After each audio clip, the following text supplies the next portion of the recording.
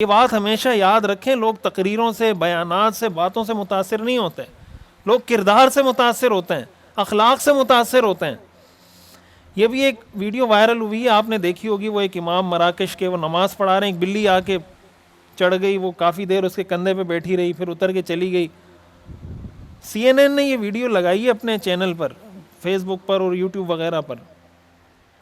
اس پر لوگوں نے کمنٹس کیے ہیں، پڑھ رہا تھا کہ یہ لوگوں نے کمنٹس کیا کیے ہیں، کرسچن ہیں، غیر مسلم ہیں، مختلف جو مذاہب ہیں دنیا میں، ان میں سے کئی لوگوں نے یہ کمنٹس کیے ہوئے کہ یار ہمیں نہ تو یہ سمجھ آ رہا ہے یہ بندہ بول کیا رہا ہے، یہ کون سی زبان ہے، کیا کچھ ہمیں پتہ نہیں ہے، لیکن اس کا ری ایکشن دیکھ کے ہمیں یہ لگتا ہے یار جس مذہب کو بھی فالو کرتا ہے بڑے امن کا مذہب۔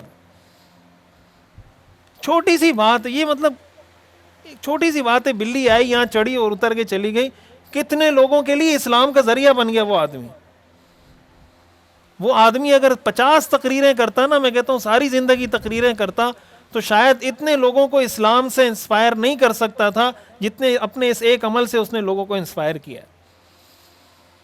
ہم لوگ سمجھتے ہیں کہ میں نے داڑھی رکھ لی، میں نے نماز پڑھ لی، میں نے چلہ لگا لیا، میں نے یہ کر لیا وہ کر لیا، تو بس اب لوگوں کی ذمہ داری ہے کہ مجھ سے انسپائر ہوں۔ اگر وہ انسپائر نہیں ہو رہے تو اس کا مطلب وہ ہیں ہی کوئی بدبخت قسم کے لوگ۔ بھائی بدبخت وہ نہیں ہے، آپ اپنی اصلاح کریں۔ بزرگی کے معیارات غلط سیٹ کیے ہوئے ہم لوگوں نے۔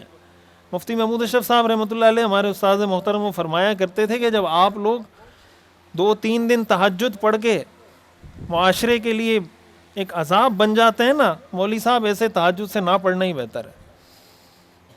4 دن تہجد کی توفیق ہو گئی، ہر آدمی اپنے سے کمتر نظر آنے لگ گیا، یار یہ تو فجر کی نماز بھی نہیں پڑھتا، میں تہجد پڑھتا ہوں، یہ تو عشاء کی نماز نہیں پڑھتا، میں تہجد پڑھتا ہوں، اس نے تو جناب یہ کام نہیں کیا، میں تہجد پڑھتا ہوں۔ یہ تہجد رہی کہاں؟ اس سے اچھا تو نہ پڑھتے ٹھیک تھا بھائی۔ کہتے ہیں وہ نیکی جو آپ کو تکبر میں مبتلا کر دے، اس سے وہ گناہ اچھا ہے جو آپ کے دل کو توڑ کے رکھ دے اور آپ اللہ کی طرف متوجہ ہو جائیں۔ جو گناہ آپ کے دل کو توڑ کے آپ کو اللہ کی طرف متوجہ کر دے، اس نیکی سے بہتر ہے جو آپ کو تکبر میں مبتلا کرے۔